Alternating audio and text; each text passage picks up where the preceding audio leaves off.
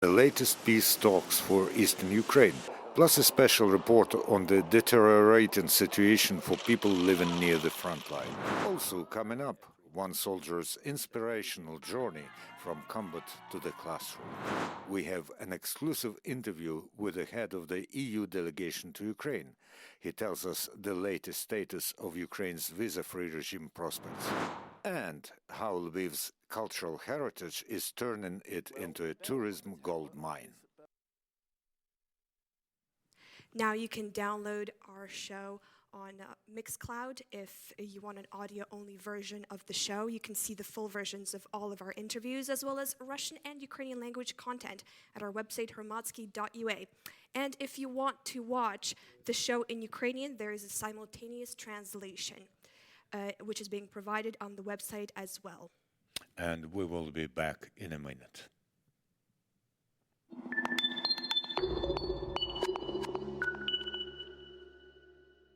We'll have this week, peace talks aimed at ending the war in eastern Ukraine have ended without a breakthrough.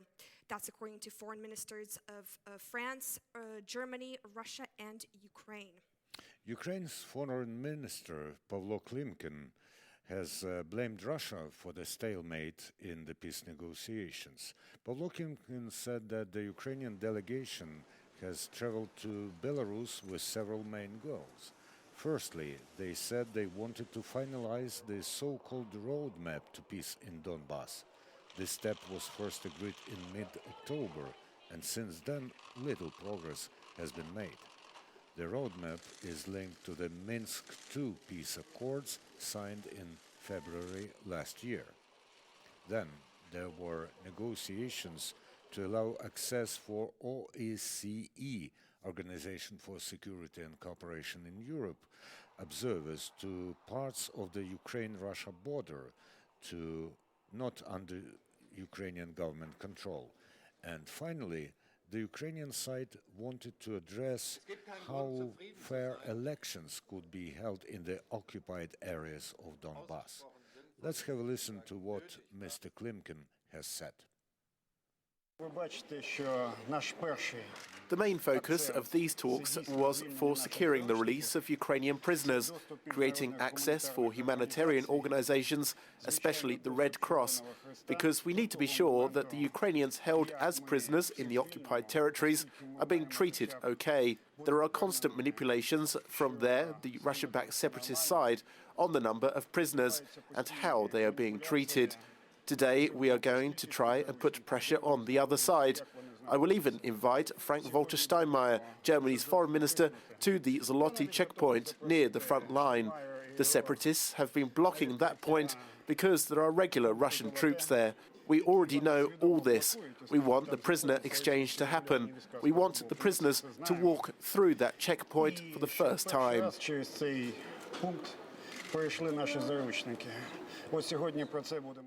Meanwhile, the French foreign minister has said that the peace talks were difficult but have not yet collapsed, while Germany's foreign minister, Frank-Walter Steinmeier, said that both Ukraine and Russia have only hardened their positions during the recent peace talks. Let's listen to what he had to say. There is no reason to be satisfied with the implementation steps. Far too little has been implemented, and the steps towards implementation are taking far too long. Our line is always, as long as the conflict parties take the Minsk agreement seriously, and as long as both parties tell us they want to negotiate along the lines of the Minsk agreement, then we, Germany and France, will continue to work together and tirelessly towards the implementation, however strenuous this may be. And today it was again strenuous. But as winter sweeps in across war-torn parts of Ukraine, there is now an ever more desperate situation, and that is the lack of water supplies. The Ukrainian government has said that the nearly 600,000 residents who live there may be left without any water for winter.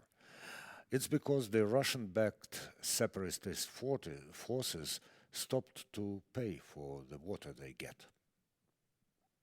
Now, we're going to be seeing footage taken by the Hromadske journalists who have ventured out into a small town in eastern Ukraine. Now, what you're seeing is footage from Toretsk in the Donetsk regions. Residents haven't had water for at least 10 days now. Now, it's hard to imagine this town with a population of more than 10,000 people without any water. They had their water supply completely cut off for more than a week. Just to give you an idea of how cold it is, the temperature has dropped to -7 degrees Celsius. Now, that's just this week in the beginning of December.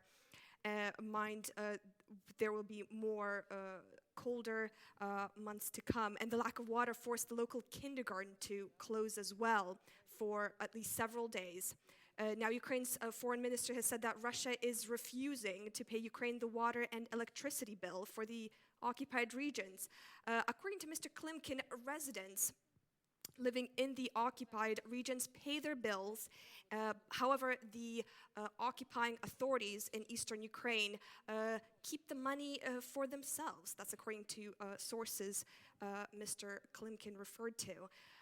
The Organization for Security and Cooperation in Europe has called on both sides to resolve the problem. Otherwise, the Ukrainian government warns hundreds of thousands of people may be left without any water. Now, Alexander Hugues, the head of the OSCE Special Monitoring Mission to Ukraine, has also come out and said that the situation in the war zone was becoming dire as temperatures turned to freezing, and that 600,000 people in Luhansk region are at risk of being left without any water supply. Now a bit of background. The occupied parts of Luhansk region receive approximately 1/5 of their entire water supply from Ukraine, from the controlled part of Ukraine. However, the two Ukrainian companies that had been supplying the water for free have been forced to cut out supplies because they could no longer pay their own electricity bills. Now the Red Cross has announced that it would help to pay for the bills on an emergency basis. We'll be keeping an eye on the story as it develops. Up next, we have a Ukrainian soldier's story of rehabilitation.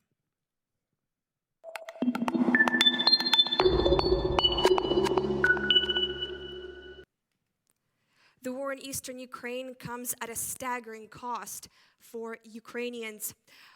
One that doesn't just come from death and physical injury, but also with psychological trauma and that war inflicts on civilians as well as soldiers. Now, post-traumatic stress disorder affects a large number of veterans and making it difficult for them to interact with society and to come in contact with other people, basically. But there is a story which really inspires hope. The story of a soldier, Andriy Melnik, who has found himself after he came back from the front line, and he did manage to readjust to the normal life. He now became a principal in his local school.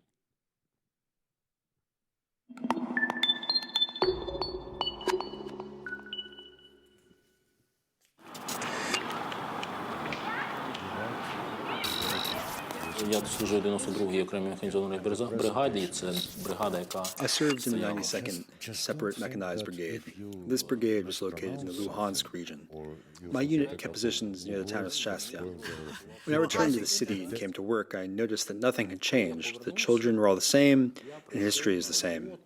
It didn't change much since I was absent, but the desire and energy to work in class as I used to do before had completely disappeared. I tried to get back to normal life, but it was impossible to do it and pretend that nothing had changed. It was unrealistic. Of course, friends asked me to tell them about the war over a glass of beer. One bottle of beer, another bottle. It's possible to live like that. But what for? The topic I used to like most as a teacher was Reaganomics. I really liked it. But I hated myself for the way I was teaching it. It was disgusting. I don't know why my students didn't just get up and walk out of the classroom. Maybe because they're all well-mannered, I suppose. Maybe they didn't feel like that. but I felt awful about what I was doing and understood that there was a need for change. At that moment, I received a proposal to run for the position of principal on the education board. School principals are appointed based on an open competition. I agreed to it, but it was exactly the kind of change I needed back then. Тут та необхідність змін, яка мені була потрібна. Дуже. Досвід от 1 вересня, яке буде 1 вересня. This 1st September is the first day of school, and it's my first day on the job as well. Sometimes I have a strong desire to yell at people, but this method of intimidation doesn't work in the long term. The idea of this great big liberalism also doesn't work. During a recent staff meeting before the start of the school year, I said, good deeds cannot be glorified. And I've come to realize this in my life. And sometimes being too kind to people doesn't work as well. That's from my experience, but I will learn. Is that Winston Churchill? Yes. Why Churchill? Тому що Черчилль – це Because найуспішніший. he is the most successful and the most honest politician of the 20th century. He had common sense, and what's more important, an excellent sense of humor. He knew how to look at the world with a smile and keep calm in difficult situations.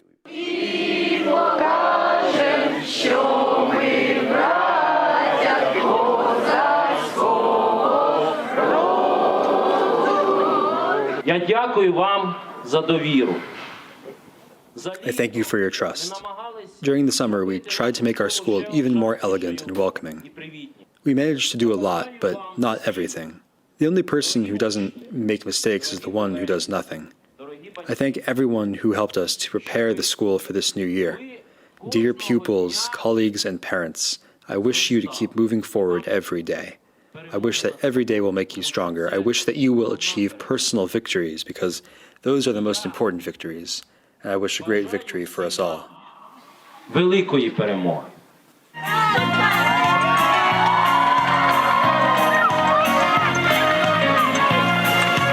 Довіряє дуже багато людей. Тобто це якась довіра, і відповідальність. A lot of people trust me. This trust breeds responsibility. Also, I have this desire. I don't want to be a principal just because I'm an ATO veteran. That doesn't mean a lot to me. Maybe someone will say that it does mean a lot because I'm the only ATO veteran principal in Kyiv. This is exactly the credit of confidence that I was talking about. I need to prove to them that I'm here not because I'm an ATO veteran. I need to prove that an ATO veteran can be a good principal. When I meet friends on the streets, they start asking me, "Principal, how are you doing?"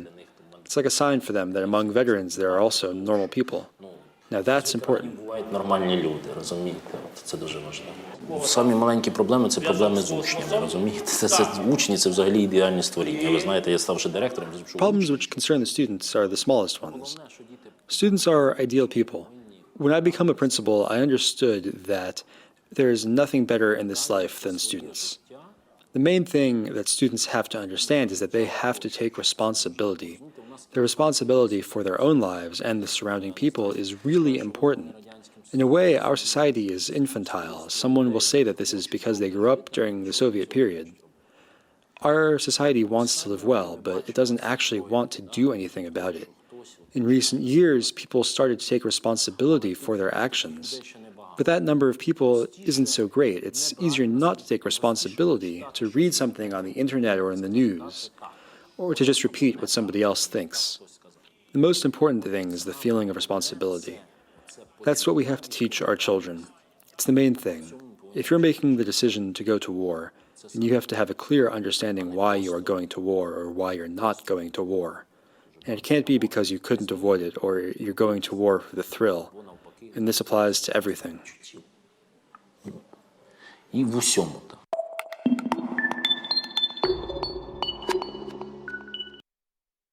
Inspirational story. It's part of our Rehabilitation series, which Hromadske films about war veterans coming back to peaceful life.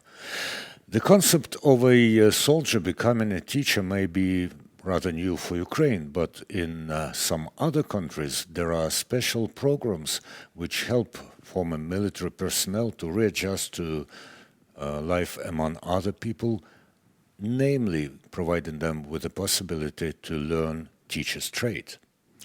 Now, one such example is in the US, one Army veteran served in the U.S. Army during the Vietnam War. Now, his service actually helped him to confront his own prejudices. This is essentially develop as an individual. This was on the PBS NewsHour. Now, one of the real lessons that he said he learned was being a veteran and a teacher were how to overcome these gender and racial or disability discrimination. So yeah, it seems that his service in Vietnam and teaching children essentially helped him develop more and understand himself more as well. Definitely. Adjusting to normal life is a long and complicated process, and it does not apply to soldiers alone.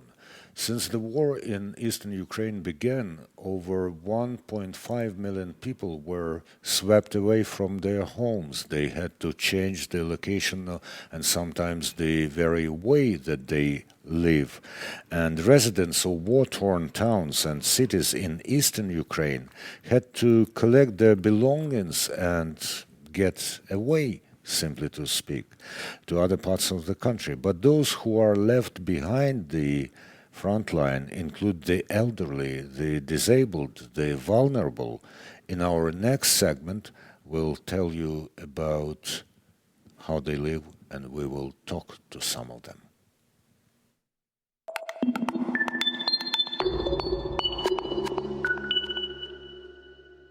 Life in Ukraine's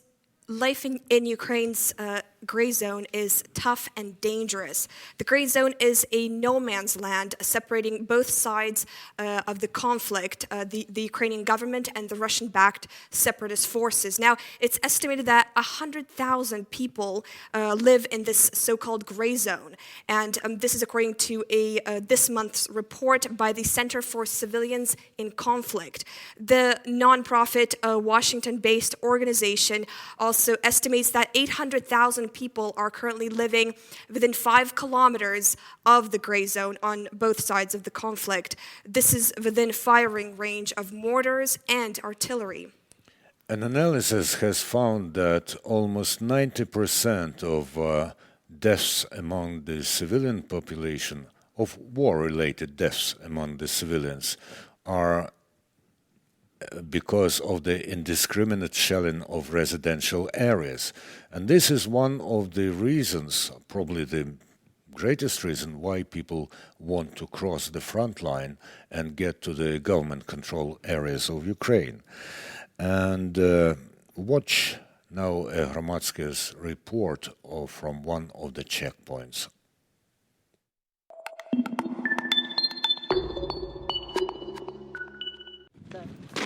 Василий Владимирович. Телевизор попадешь. Все, а можно идти уже? Да, спасибо. Пошли.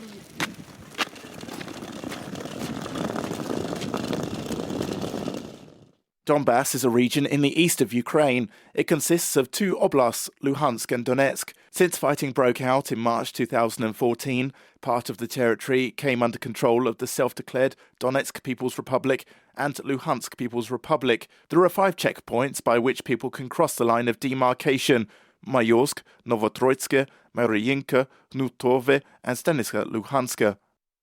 Staniska Luhanska is the only checkpoint in the Luhansk Oblast within a 120-kilometer radius. People can cross it only on foot, because to get there you have to pass a destroyed bridge, where a checkpoint of the self-declared LPR is located. Every day, nearly 5,000 people cross the checkpoint. A large part of them are the elderly and disabled. Lilia and her uncle Valentin are on the way to Bilovodsk to make some special documents, because it's almost impossible to do it in Luhansk, an area controlled by the separatists. Valentin, who is 84, is deaf and cannot walk properly. They spent several hours to cross the grey zone between the self-declared LPR and the Ukrainian checkpoints.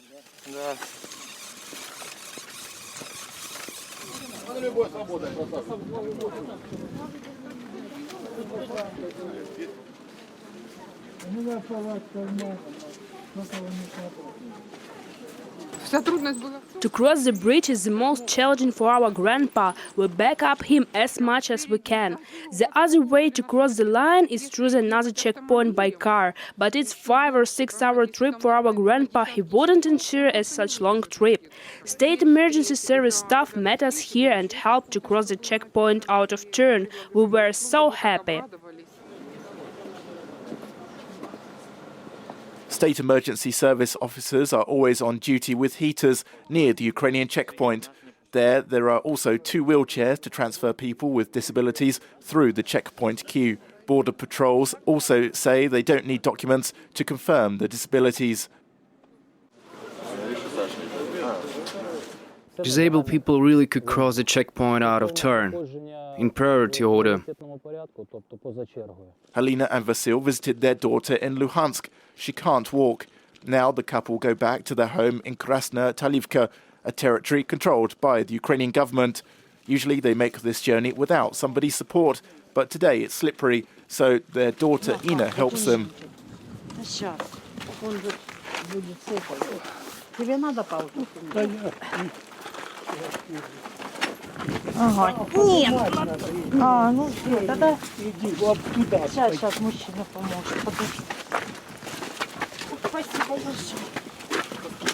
Thanks God they allowed us to cross the checkpoint out of turn.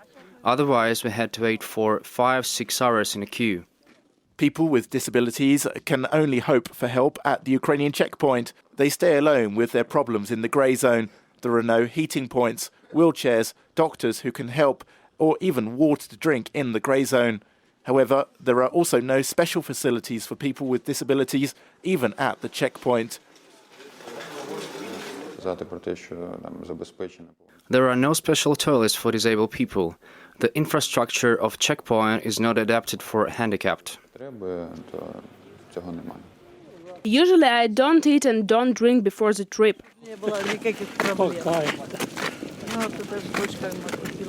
She wears diapers because despite you drink or not, the toilet is needed.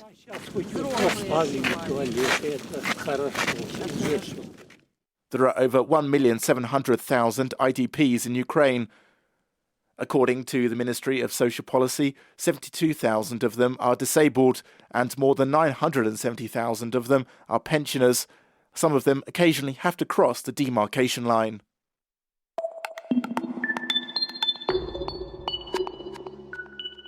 We have just seen some glimpses of an incredibly difficult journey made by an elderly, wheelchair-bound woman and her husband. I have already mentioned here some statistics provided by the United Nations Commissioner for Human Rights. And of course, it's hard to comprehend some of the statistics. Over 1.7 million people are displaced. 970,000 of them are pensioners and 72,000 are disabled. It's almost astounding to imagine so many people in dire circumstances who need the government's assistance. And to discuss life in the gray zone and how the government is trying to help these people, we are going to speak to Alex Ryabchyn. He is a Ukrainian member of parliament. Now we're going to speak to him on our program. Welcome to the program, Alex. Hello to everybody.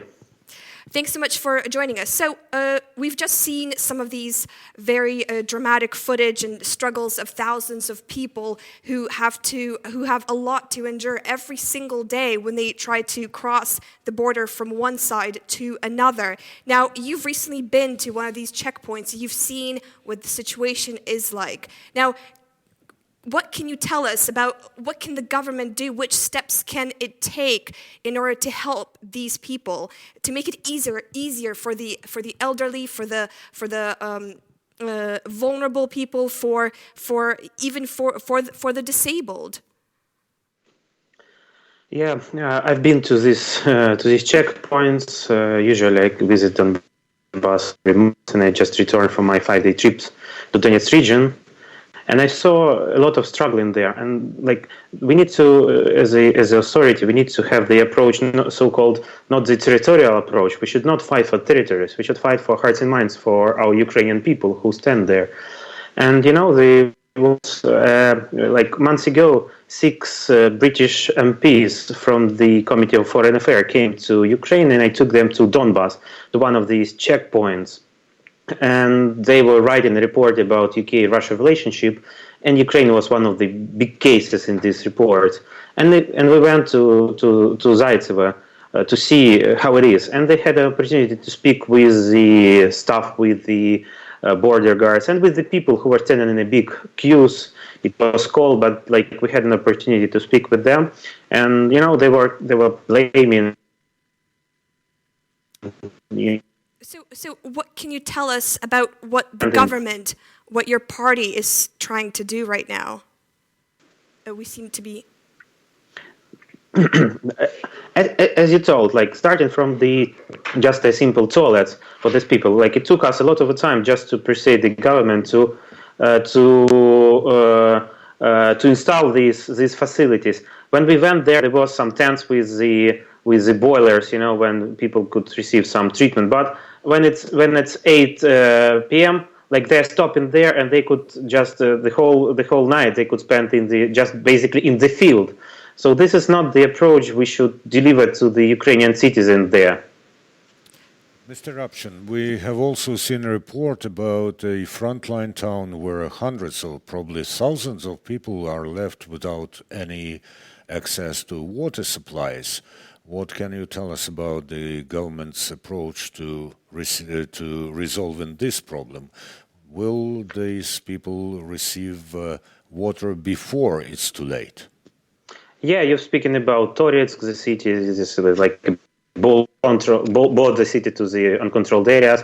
There were lots of problems there, and today I heard that the governor of the region told that they already solved the problem. But for example, 2 days ago I've been to Solidar, the city also like border to the uncontrolled area. They had the water delivered like 2 or 3 hours per day, and the quality of the water is rather poor. So this is a huge problem, and for me this is kind of a big question that we should fight for hearts and minds of the people in Donbas area, and they should receive some new type of a governance that they never felt before during the ex-party of region and communist governance. But they feel that it's not being delivered, and this is a very problematic thing. We should definitely take some other approach. This is, by the way, demanded for us even by the European Commission. And 2 criteria we didn't met to receive, the macro-financial aid is the very famous case about the wood that needs to be abolished, the moratorium, and the second, delivering the social benefit, delivering the pensions for these people who are in the occupied and non-occupied territories, which has not been yet done. Mr. Ryabchyn, you are one of the MPs who most often travel to the war zone compared to other MPs, of course. When you talk to people on the ground, what do they say you should tell your colleagues back in Kyiv? You know, like recently I visited a lot of the villages, small villages in the Donetsk area, and it was funny for me to hear that I was the first MP member of parliament they saw during the all independence. So this is the way how the party of region ruled there. So tomorrow the Rada session will start, and I will tell to all of my fellow MPs just to come to Donbas, just to speak with the people, just to listen to their problem. For them, it will be much more easy to understand the realities that people are struggling there. And the reality is that people do not receive. The houses didn't have heat because it's very cold, and they have problem with this because of the high tariff. They didn't understand what is going on in Kyiv because the local government is not delivering the truth, it's not delivering the information about the things that Ukraine is trying to adopt. And lots of problems, but the first you need to do your job properly. You need to come to the people, to speak with them, to explain what is going on there. And we will have the election in the United Communities this month in 2 weeks. And what I suppose that it will be a lot of let's say strike back of the ex-party of region and all of these people pro-Russian. And people are dissatisfied with the authorities that we have now, unfortunately, very unfortunate.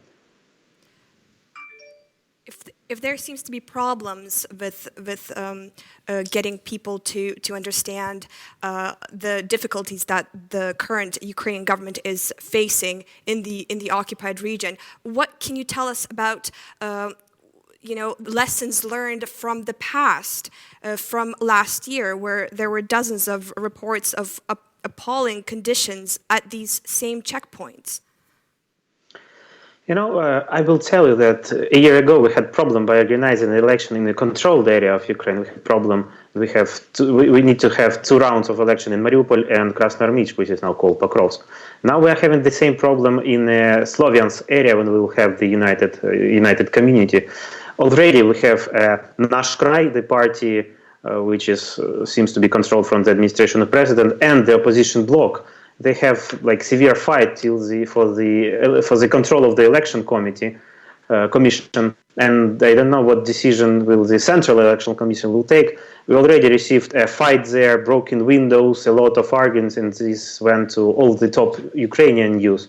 So for me, the question is, if we are not able to organize a proper election into the Ukraine-controlled area, how it's possible just to speak about the election in the non-occupied area? It's almost impossible. So we need to definitely to show that the governance, the Ukrainian governance, exists there. We need to show them differences, we were able to deliver some of the progress. But unfortunately, when people, for example, there is a plant, state-controlled plant in Konstantinivka. This is a city also 10 kilometers from the control line. This is one of the last cities to the border that we are controlled by but the governmental control chemical plant is now being bankrupted, and by one of the firms, because they have debts and they are not trying to improve the situation there. They just decided to cut this plant for a scrap metal, and they don't care about the 500 people with their family will be just thrown out to the cities. And for them it will be the worse the better, because the people will blame the government for not being able to control the situation. And I have a lot of these kind of cases. So you need to deliver to people job, security, you need to deliver prosperity for the people. And it's great that only this year, 2.5 years passed since the occupation, since the start of the war, but only nowadays two of the dozen of the destroyed bridge during the war been renovated, and I hope it will be open before the new year. So it takes from the Ukrainian authority 2.5 years just to repair the bridge. Well, in 2.5 years you can build a town with the skyscrapers. So this is the inefficient of the Ukrainian authorities that is delivered, and I think this is the key, to deliver to the people the ability to show the power that the authority is caring about them. I see. Thank you very much for joining us, Mr. Ryabchyn.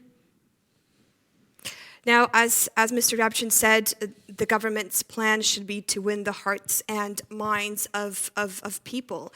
And up next, we'll find out more about EU's next steps in the visa liberalization saga. We'll be hearing what the head of the EU mission to Ukraine has to say for himself. Stay tuned.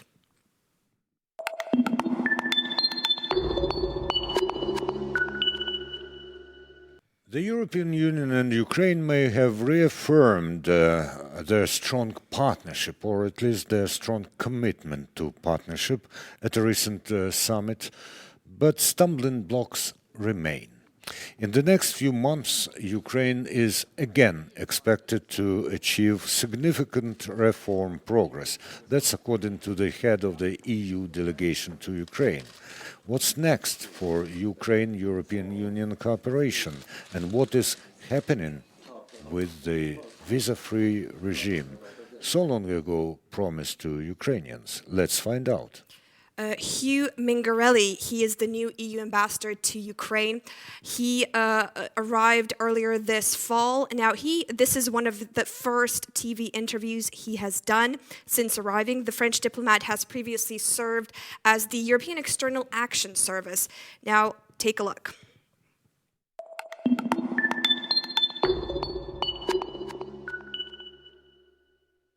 What do you think are some of Ukraine's strongest and weakest reforms?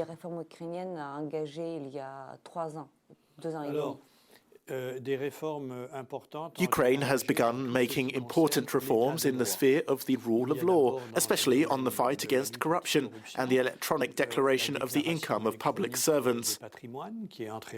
These are significant achievements. It is important to mention the establishment of the new anti-corruption institutions, namely the Anti-Corruption Bureau, the National Agency for Prevention of Corruption, and the Anti-Corruption Special Prosecutor's Office. All of these institutions need financial resources to do their work in an effective manner. Did the result of the e-declaration system shock Europeans? These astronomical sums of money that Ukrainian officials keep on hand and don't even put in banks.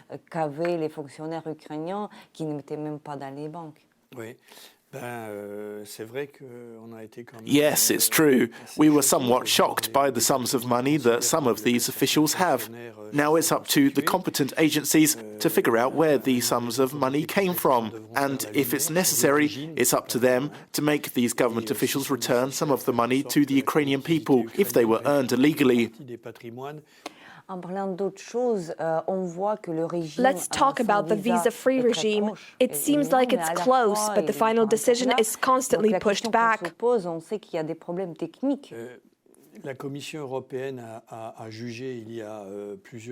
Several months ago, the European Commission determined that Ukraine had fulfilled its obligations for the implementation of a visa-free regime. The Commission then submitted a proposal to the European Parliament and European Council. Currently, these institutions are negotiating the introduction of a mechanism for the suspension of a visa-free regime to be used in certain situations.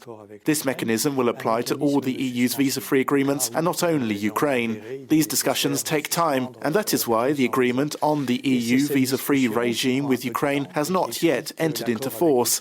This delay does not mean that the EU is backing out of the visa-free regime with Ukraine. This is a so-called horizontal issue, with discussions on the suspension mechanism delaying the implementation of the visa-free regime. I hope that this issue will be resolved in the near future. In other words, it is a technical problem. There are no political obstacles to the visa-free regime with Ukraine. I would also like to ask about the future of EU sanctions against Russia. These sanctions will need to be renewed in January 2017. Ukrainians often wonder if the sanctions will be continued against Russia by EU member states. Can you comment on this? Currently, there is a unanimous agreement in the EU that full implementation of the Minsk agreements is a condition to lifting the EU sanctions against Russia. The term of the current sanctions expire in January. This means that by the end of the year, EU leaders will need to discuss whether to continue economic sanctions against Russia. Once again, the EU is firm that the removal of sanctions can only happen with the full implementation of the Minsk agreements, which have not yet been fulfilled.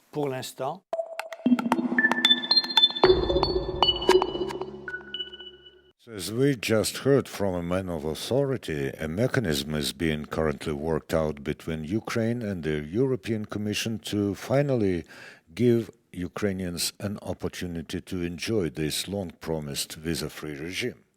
But do you think that there are a lot of Ukrainians who will be actually able to afford to go abroad to travel? We've seen a lot of the headlines are constantly telling us that the economy is not doing so well.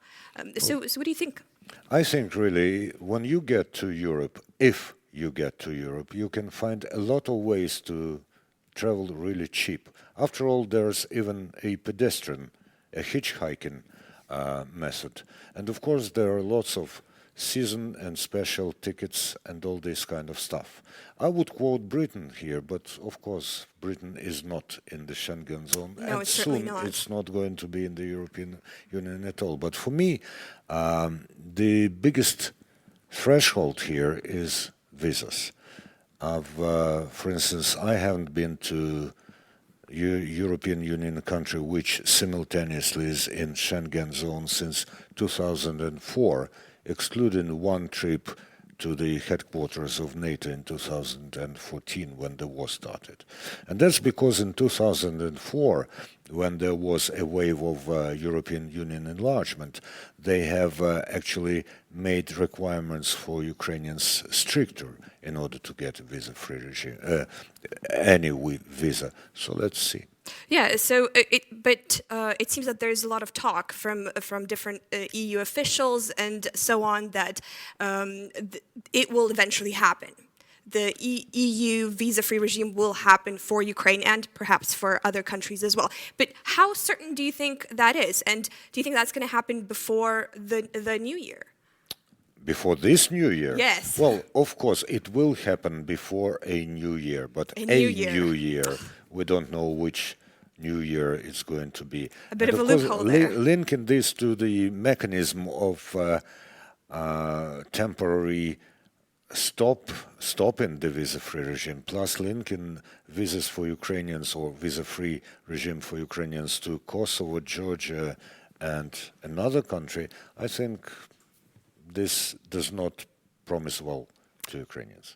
A bit pessimistic there. Realistic, I see. Very good. All right, so up next, we will be looking at Ukraine's tourism reform, so stay tuned for that.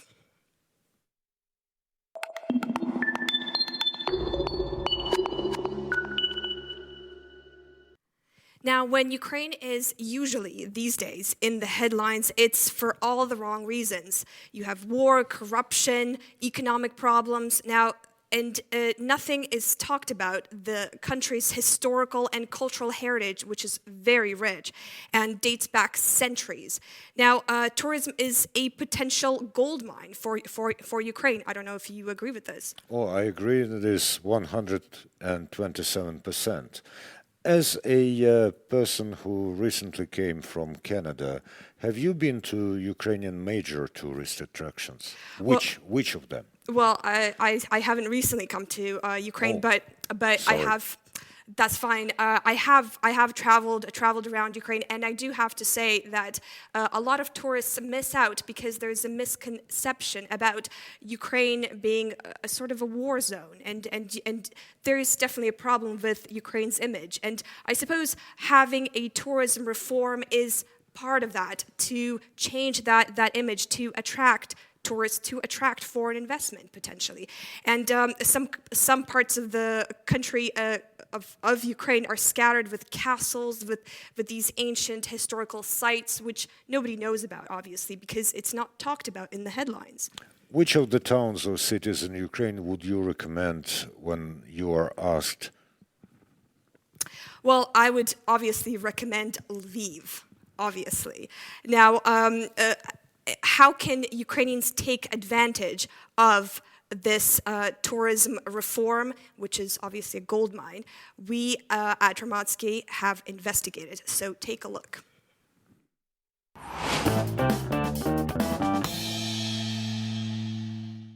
There are lots of ancient sites in the Ukrainian capital, Kyiv. For instance, this, the Pechерska Lavra complex. Despite the war in eastern Ukraine, around 1.5 million people visited the monastery. More than half of them were foreigners. It's a pretty good example of how Kyiv is an attractive location for tourists. And if you want to see a real success story, you have to travel to Lviv. More than 2 million tourists visited that city last year. But how have citizens of Lviv managed to turn it into a tourist mecca? Let's go to Lviv and find out. If it's your first time in Lviv and you don't know what to start with, where to have lunch or where to stay, you can go to any tourist information centre. This one is located right in the centre square by the city hall. Let's see how it works. Every person who comes to us can get a map of the city and a museum guide. The purpose is so tourists can read some brief information about the museums and their working hours, as well as plan their visit. We have a list of events for the current week, starting from classical music all the way through to live music in pubs. People can choose whatever they like. People are free to ask extra questions, places to eat, some special places, and places where the best panorama view is. The list is endless. It's very important people can get all these basic things for free, like a map, museum guide, and a list of restaurants and cafes. More than 60% of all these people who come spend money in commercial institutions in Lviv on our recommendation. That number is increasing. The money is then returned to the city through taxes. It's a virtuous cycle, and it's more favorable to the city than having a municipal enterprise that provides services on a commercial basis.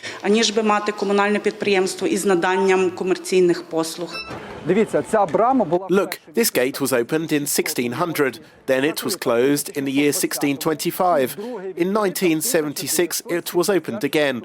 But what was the reason? Well, the bell on the tower of this Bernardine church rang every day at 7 p.m. There was a ringer, and then the security closed the gate. But once a monk saw that the Tatar army was coming from over there, where the forest was. It was 6:55 p.m. He was clever enough and quickly decided what to do. He set the clock 5 minutes ahead. The bell rang and the security closed the gate in front of the invaders. For more than 300 years, nobody took the risk to open it again. In honor of that monk, the clock on the tower is set 5 minutes ahead.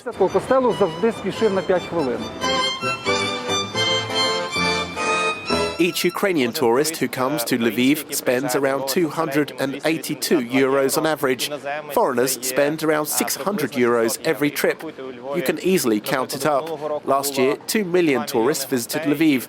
When guests spend this money, the people who work here and own businesses here benefit from this.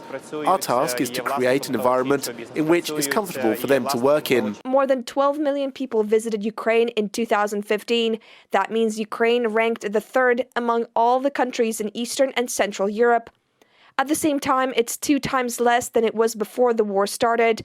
The World Tourist Organization says that the military conflict in eastern Ukraine is the main reason for it. The data on the amount of money people spent in Ukraine is also disappointing. In 2014, foreign tourists usually spent $127 when staying in Ukraine.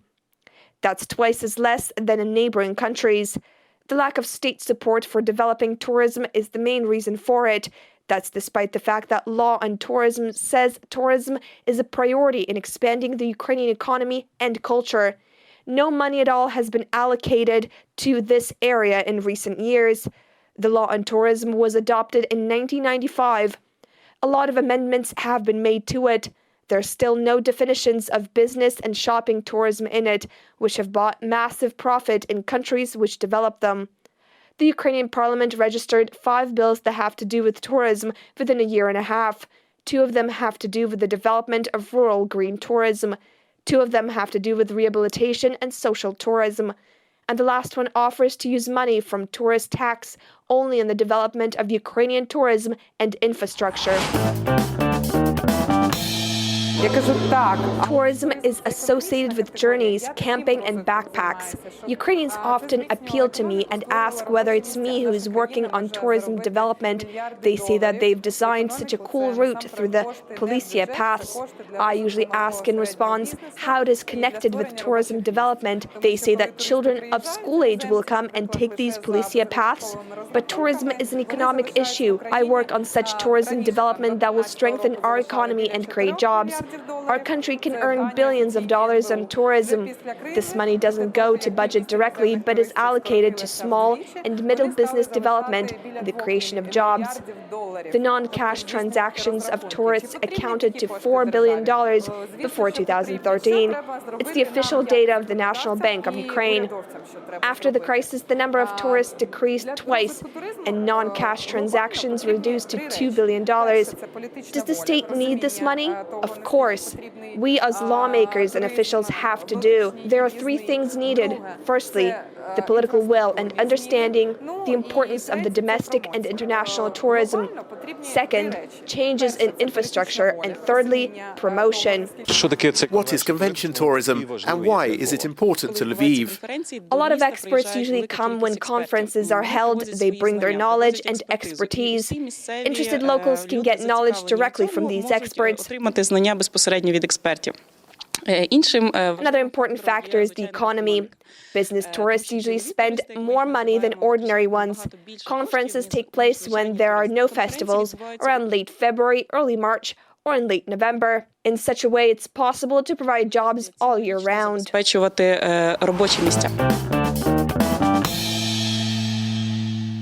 I've met mayors of different cities many times, and they usually say, tourism is rising, come and see. We come and they show us that they have dancing girls and say, oh look, over there, dumplings. I ask them, how much do they earn on it? What earnings? That's our hospitality, they say. And what does tourism have to do with it? It's not about tourism, it's about people's souls. It can be used for tourism. Of course, there's a good ground for it, but not a result. Currently, all tourism infrastructure has to be privatized. I can't understand why the state keeps such a burden for. I mean, the state has museums, but not all. Yet there are state hotels.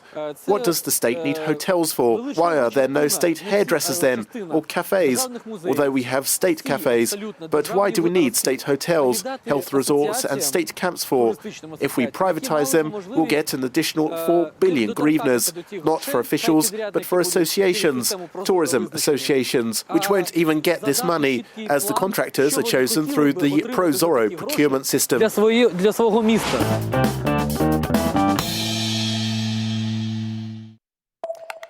Lviv is certainly the tourist mecca of Ukraine.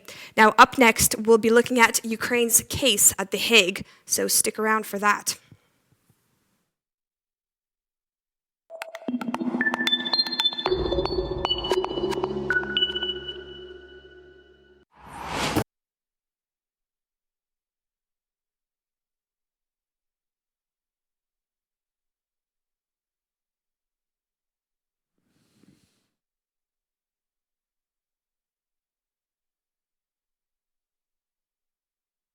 Now, the International Criminal Court in The Hague has recently published a report, now in which it describes what happened in Crimea as, quote, an international armed conflict between Ukraine and the Russian Federation. Now, but what implications does this really have? And what does it mean? We spoke with Emeric Rogier, a top official at The Hague, to find out more. So take a look.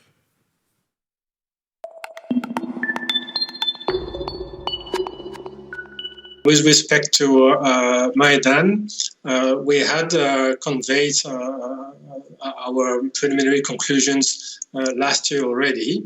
And indeed, even though we very much acknowledged the fact that serious human rights abuses were committed during the Maidan events, including particularly in February 2014, our assessment was that the alleged crimes committed would not fall within the jurisdiction of the ICC, because our finding was that these crimes did not appear to be part of a widespread or systematic attack, which is a key requirement of the Rome Statute with respect to crimes against humanity. Just a short while ago, the Prosecutor General for Ukraine, Mr. Yuri Lutsenko, visited the ICC in The Hague.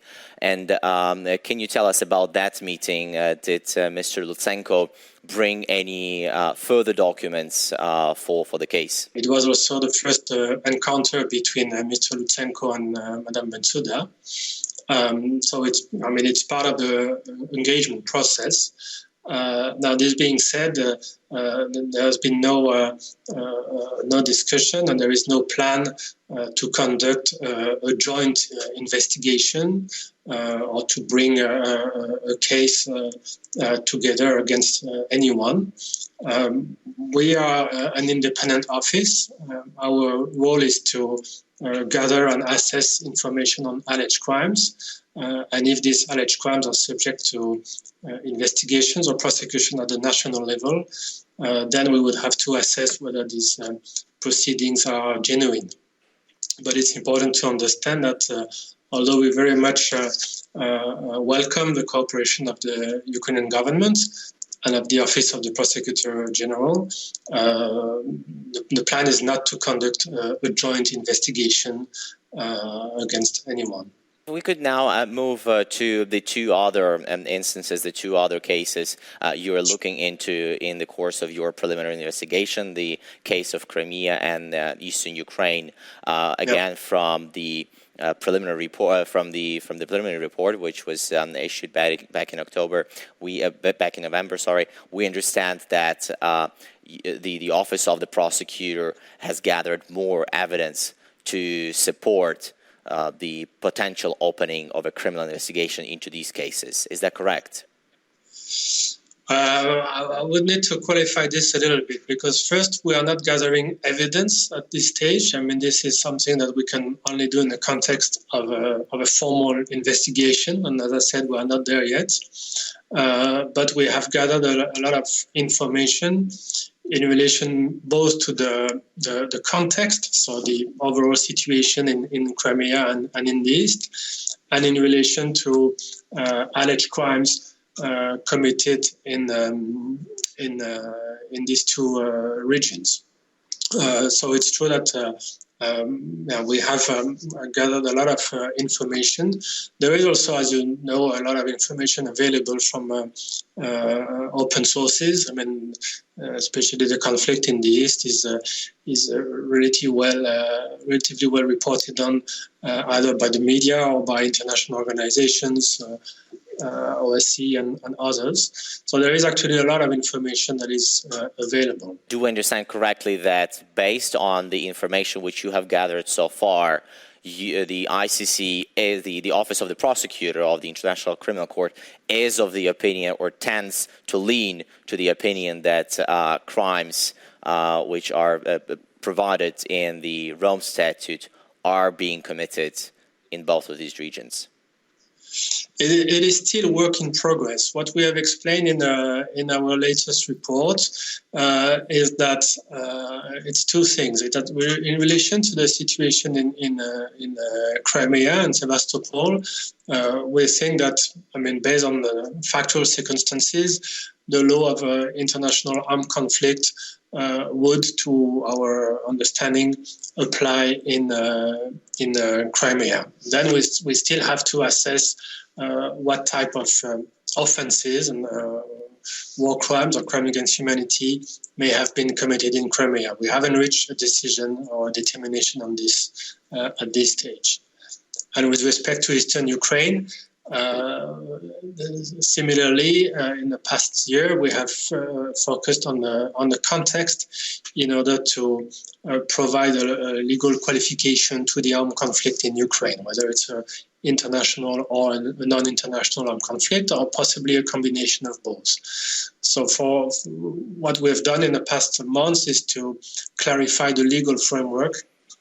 And then within this legal framework, we will try to qualify the crimes that have been allegedly committed. But we haven't reached a determination on this yet. If we could please talk about the further steps. I understand that, again, you are still gathering evidence in the context of your preliminary to come to the preliminary conclusions. How long do you suppose that will last, and when does the Office of the Prosecutor expect to issue some sort of a final report on these three instances? Yeah, it's a fair question, but it's one that is very difficult to answer. There is no timeline as such for a preliminary examination, because it very much depends on the future of the situation and on the information that is available to the Office of the Prosecutor. I think an important step was to clarify the applicable law in relation both to Crimea and eastern Ukraine. We still have some issues to clarify on the question of the overall control. And possibly, I mean, it would be possible to reach some further conclusions with respect to the crimes allegedly committed in the course of next year, hopefully. We will, some complex issues here. We'll definitely be following this case really closely. Thank you very much again for finding the time to talk to us.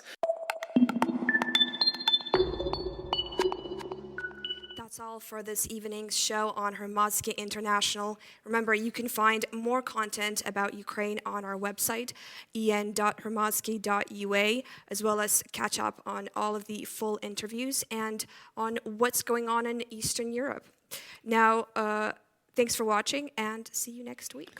And don't forget to watch Hromadske International next Sunday to find out what is really going on in Ukraine, a country on which, as some say, the lot of Europe depends a lot. Until then, goodbye.